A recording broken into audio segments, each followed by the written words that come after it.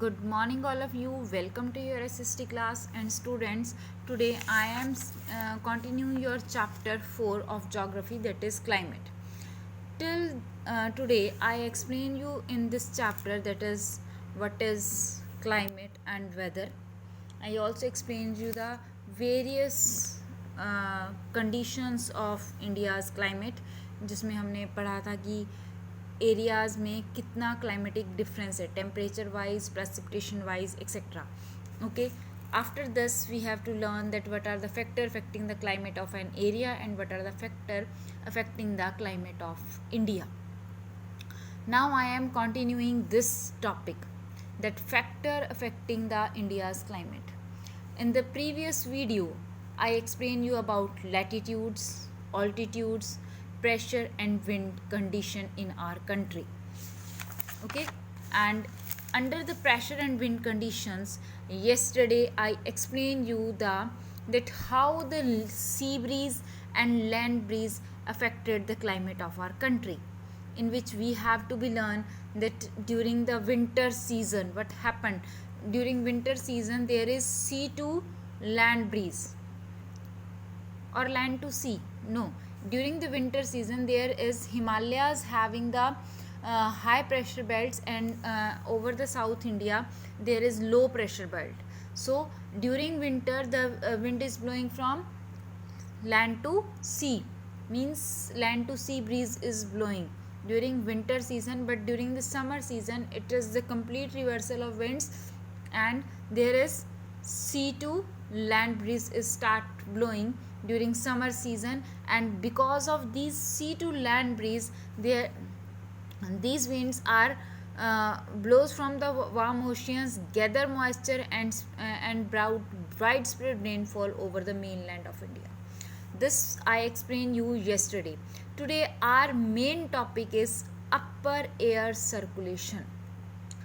This is very important factor that affect the climate of our country. First of all, you may know that what is upper air circulation. Students, I told you that yesterday I told you that on the near the equator there are the winds blow करती हैं और वो high pressure to low pressure move करती हैं. Equator पे low pressure belt होती है और यहाँ पर हाई प्रेशर बेल्ट होती है, और विंड जो है वो इस साइड मूव करनी स्टार्ट कर देती हैं. ठीक है, ये तो है normal winds. But upper air circulation क्या है? अपर एयर की जो लैंड है, लैंड के नियर अबाउट सरफेस को टच ना करके जो अपर एरिया पोर्शन है वहाँ पर जो विंड्स ब्लो कर रही हैं वो कैसी हैं,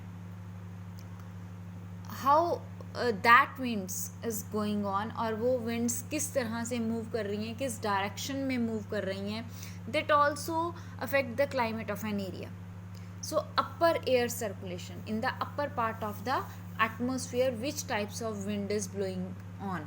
This is the meaning of upper air circulation. And in our country, in the upper air circulation, we are mainly have jet streams. Now you must know the phenomena of jet streams. What is jet streams? First of all, I told you about the name of these streams, why it is called jet streams. Streams is blowing wind.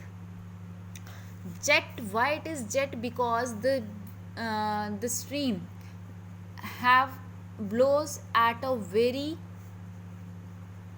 fast rate, बहुत fast rate पे blows होती हैं. That's why it is named as just like the speed of jet. Speed of jet की speed की तरह ये move करती हैं वेरी फास्ट रेट पर. That's why it is known as jet streams, इसलिए हम इन्हें जेट स्ट्रीम्स कहते हैं.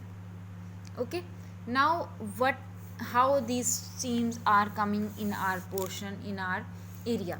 Okay, so upper air circulation in this region is dominated by a westerly flow. An important component of this flow is jet streams. Westerly flow, westerly means जो western direction से जो flow आ रहा है, that is westerly flow. और western direction से जो flow आ रहा है हम उसे जेट स्ट्रीम के नाम से जानते हैं. Just see the map that is given in your book. This is the western side of our country, or the western side of the map. Okay, and the air, this wind, this is westerly jet stream that comes from the western portion of the country, westerly jet streams. Okay, now these winds are exactly blowing into the 27 to 30 degree north latitudes. ये features हैं इन winds के. मैं अगर आपको बताऊं तो features of jet streams क्या हैं. Features, just right here, what are the features of jet streams. अगर हम फीचर्स को वन बाय वन समझेंगे बच्चे कि जेट स्ट्रीम्स के फीचर्स क्या हैं. This is very important question and it is very much important for your GK also to understand the climate of our country. Okay, so jet streams का first feature क्या है, that these streams are blowing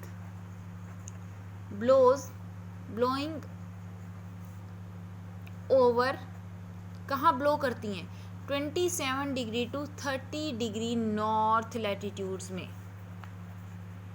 north latitudes means northern hemisphere में ही blow करती हैं, not in to the southern hemisphere.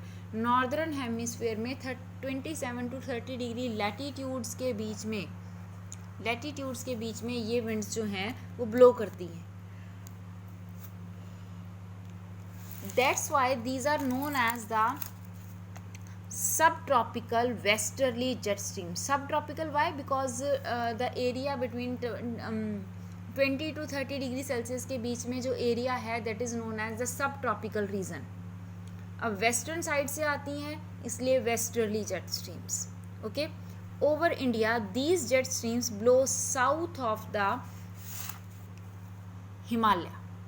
अब ये blow कहाँ कर रही हैं, south of Himalaya. Just see it बेटा, very important. This is Himalaya और हिमालय के ये नॉर्थ डायरेक्शन है और ये साउथ डायरेक्शन है. तो हिमालय की साउदर्न साइड पे, यानी कि ओवर द नॉर्दर्न प्लेन, अगर हम वेस्टर्न जेट स्ट्रीम की बात करें तो यहाँ ये कहाँ ब्लो करती हैं, these are blowing over the south of Himalaya और over the northern plain. Northern plain के ऊपर ब्लो करती हैं. Although the year except the summer, throughout the year, और पूरा साल हिमालय के साउथ साइड में ये विंड्स जो हैं वो ब्लो करती रहती हैं in the upper area, upper air portion में, एक्सेप्ट समर्स को छोड़ के. समर के कुछ टाइम पीरियड में these winds are shifted from the northern side to some little bit south की तरफ थोड़ा सा शिफ्ट हो जाती हैं. Okay, let's see. The western cyclonic disturbance experienced in the north and northwestern part of the country are brought in by this westerly flow. हमारे यहाँ पर एक वेस्टर्न साइक्लोनिक डिस्टर्बेंस आता है नॉर्थ और नॉर्थ वेस्टर्न पार्ट में India के, country के. अब ये वेस्टर्न साइक्लोनिक डिस्टर्बेंस क्या है ये मैं आपको समझाना चाहूँगी. Just listen me very carefully. Some time during the winter or during the summer season, there is the climate is we can say that frequently change into the climate of the country की weather condition में एकदम बहुत ज़्यादा change आ जाता है within 1 or 2 day. और we can say कि अचानक बहुत तेज़ बारिश आने लग जाती है, तूफ़ान आ जाता है. either the season is not of that type of climate. जैसे कि सर्दियों में अगर हम ये कहें कि सर्दी में in the month of January February हमारे यहाँ पर जो भी बारिश होती है, जो भी रेनफॉल होती है, that is because of western cyclonic disturbances. Because at that time wind that blows is land to sea. उस समय जो विंड हमारे यहाँ पर ब्लो कर रही है नॉर्मली वो लैंड टू सी है, that don't have any type of moisture. जिसमें मॉइस्चर नहीं होता तो वो रेनफॉल नहीं ला सकती, because dryness is over the land. But हमारे यहाँ पर जनवरी फरवरी में रेनफॉल होती है. Why? That is just because of western cyclonic disturbance. Exactly उस टाइम पीरियड में वेस्टर्न साइड से जो विंड्स आती हैं दैट हैव द मॉइस्चर, उनमें मॉइस्चर होता है और वो हमारे यहाँ पर बारिश लेकर आती हैं, तो वो वेस्टर्न साइक्लोनिक डिस्टर्बेंस है. Some time in the month of April और मई वी हैव वो very great rainfall at large scale, और some time there are the hails also, ओले तक पड़ जाते हैं. तो वो जो अचानक क्लाइमेट में वेदर में चेंज आता है that is just because of the western cyclonic disturbances. वो सारा का सारा वेस्टर्न साइक्लोनिक डिस्टर्बेंसेस की वजह से आता है. ओके सो तो western cyclonic disturbance experience in the north and north western part of the country are brought in by this western flow. Okay तो ये वेस्टर्न फ्लो से हमारे यहाँ पर आता है. एंड इन समर में क्या होता है, sub tropical westerly jet streams move north of the Himalaya with this apparent movement of the sun. और समर में ये जो सब ट्रॉपिकल वेस्ट स्ट्रीम्स हैं ये नॉर्थ की बजाय कहाँ शिफ्ट, साउथ की बजाय कहाँ शिफ्ट हो जाती हैं, नॉर्थ में, ऊपर की तरफ. ठीक है. एंड ये ऐसा क्यों होता है, because of the movement of sun की मूवमेंट की वजह से. मैंने आपको पहले भी बताया था कि इक्वेटर पर क्या होता है, इक्वेटर पर सन रेजेस सारा साल सीधी पड़ती हैं, बट समर में धीरे धीरे जो सन है वो ड्यूरिंग जब हमारे यहाँ पर गर्मी होती है समर सीजन में, the position of sun is going towards the tropic of cancer. Tropic of cancer की तरफ सन मूव कर रहा है और यहाँ पर सन आता है 21 जून को. जब सन यहाँ आता है तो क्या होता है, यानी कि at that time summers are here and in summers the streams are also move towards north. जैसे ही सन की पोजीशन नॉर्थ में मूव हो रही है वैसे ही स्ट्रीम की पोजीशन भी नॉर्थ में मूव हो जाती है. ठीक है. And an easterly jet streams called the sub tropical easterly jet streams blows over peninsular India. और वाई नाउ व्हाट हैपेंड, जो वेस्टर्ली जेट स्ट्रीम्स थी वो तो नॉर्थ ऑफ हिमालय चली गई. ओके मीन्स इन चाइना में मूव हो गई, बट एक ईस्टर्ली जेट स्ट्रीम्स राइज हो जाती है ओवर द पेनिसुलर इंडिया. वो इंडिया के पेनिसुलर पार्ट में ईस्टर्ली जेट स्ट्रीम जो हैं वो राइज हो जाती हैं. ठीक है. Approximately over 14 degree north during the summer months. आप इसको ऐसे भी लर्न कर सकते हो कि during the throughout the year we have the jet streams between 27 to 30 degree north latitude. Okay, but during the summer season these jet streams come on the between 14 degree northern latitudes and they are known as subtropical easterly jet stream. At that time they start blowing over the peninsular India. वो peninsular India की ओर जो है वो blow करना start कर देती हैं. ठीक है. तो this is our second feature of jet streams.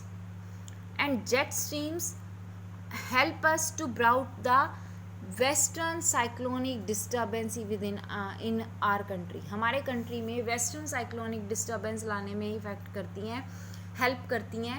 And this western cyclonic disturbance brought a great change in the climate of our country. वो हमारे क्लाइमेट में, हमारी वेदर कंडीशन में एक ग्रेट चेंज लेकर आते हैं. Okay, let's read it that what is western cyclonic disturbances. This question is important examination point of view also. इस चैप्टर में बच्चे ये जो आपके पास ब्लू बॉक्सेस में पॉइंट्स दिए हुए हैं that is very much important to be learn. आपने ये सारे के सारे पॉइंट्स लर्न करने हैं एक्सेप्ट कोरिलेसिस फोर्स. इसको एग्जामिनेशन पॉइंट ऑफ व्यू से लर्न करने की ज़रूरत नहीं है. हाँ, जनरल नॉलेज के पॉइंट ऑफ व्यू से you have to be learn it.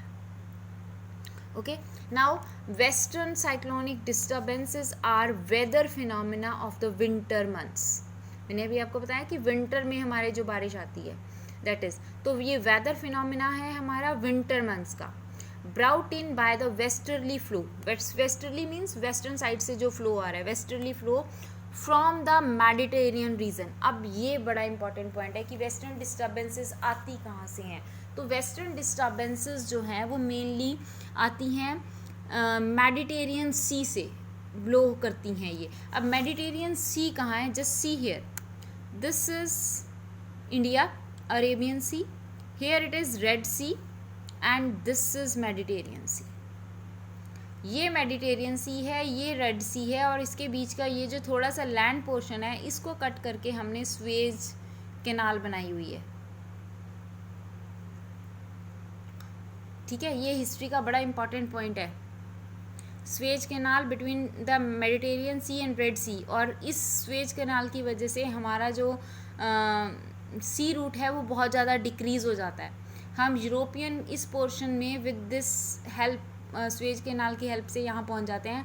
Otherwise अगर ये स्वेज कैनाल ना हो तो हमें ये पूरा साउथ अफ्रीका घूम कर यहाँ आना पड़ता है। ठीक है, तो अब लेट्स लीव इट, ये तो एक दूसरा पोर्शन था। हम मेडिटेरियन सी और वेस्टर्न डिस्टर्बेंसेस लर्न कर रहे थे। तो वेस्टर्न डिस्टर्बेंसेस कहाँ से मूव हो रही हैं? हेयर, मेडिटेरियन सी से। That's why that take these winds having moisture. अब ये सी के ऊपर से निकल के आ रही हैं, that's why these are having moisture and that's why they brought rainfall here in the northern part of the country during winter.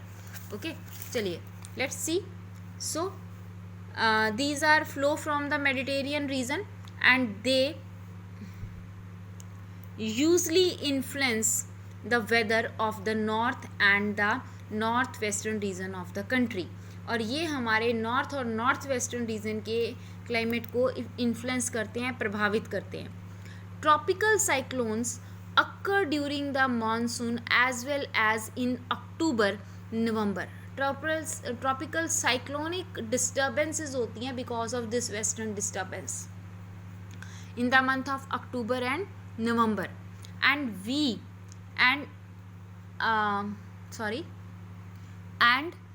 Are a part of easterly flow. और ये ईस्टर्ली फ्लो का एक पार्ट है। These disturbances affect the coastal region of the country. और ये जो disturbances हैं ये हमारे कोस्टल रीजन्स को भी इफेक्ट करते हैं। Some time these disturbance brought a great level cyclonic effects on the western coastal region of the country. बहुत बड़ा साइक्लोन्स भी कई बार ये लेकर आते हैं जिसकी वजह से बहुत ज़्यादा लाइफ का और पूरे क्लाइमेट को चेंज कर देते हैं। हमें नुकसान भी बहुत ज़्यादा होता है सम टाइम। ओके, तो ये जो साइक्लोनिक डिस्टर्बेंसेस आती हैं that is all because of the western disturbances and these disturbances affect the coastal region of the country. Have you read or heard about the disasters caused by the Orissa and the Andhra Pradesh coast? This is very important line. Exactly, maximum time these cyclonic disturbances are hit on the Orissa and the Andhra Pradesh coast। और India में उड़ीसा में और आंध्र प्रदेश में एक large बहुत ही harmful जो tropical cyclonic effects हैं वो हमने फेस किए हैं। I don't remember the year, मुझे ईयर याद नहीं है, बट उड़ीसा में साइक्लोन की वजह से lakh of people are died. I think in the year 2000 no in the year 1999 I think so. Okay, तो ये जो हैं ये बहुत ही हार्मफुल होते हैं some time for our country, हमारे कंट्री के लिए। Disasters they turn into the disaster, natural disaster में टर्न हो जाते हैं ये। Okay, so let's this is about the jet streams और westerly disturbances. This is very important, these two things are very important for our climate. Jet streams और western cyclonic disturbances जो हैं ये हमारे क्लाइमेट में बहुत इंपॉर्टेंट रोल प्ले करते हैं। So you must have to be understand these two things very clearly. I am repeating again, jet streams are the streams that blows on the upper air circulation of our country between 27 to 30 degree north latitude, and during the summer these winds are shifted to the north of Himalaya and these winds easterly jet streams are blown and this covered the 14 degree north latitude of the over the peninsular India during the summer months। ये तो है हमारी jet streams. और western cyclonic disturbance that rays from the Mediterranean Sea brought lot of rainfall in our country during the winter season, as well as also brought the cyclonic effects in the month of October and November in the coastal regions of our country. Okay, so these are the two important points you have to be learn this now. And next is the Indian monsoon. We will discuss this into the next video. Thank you.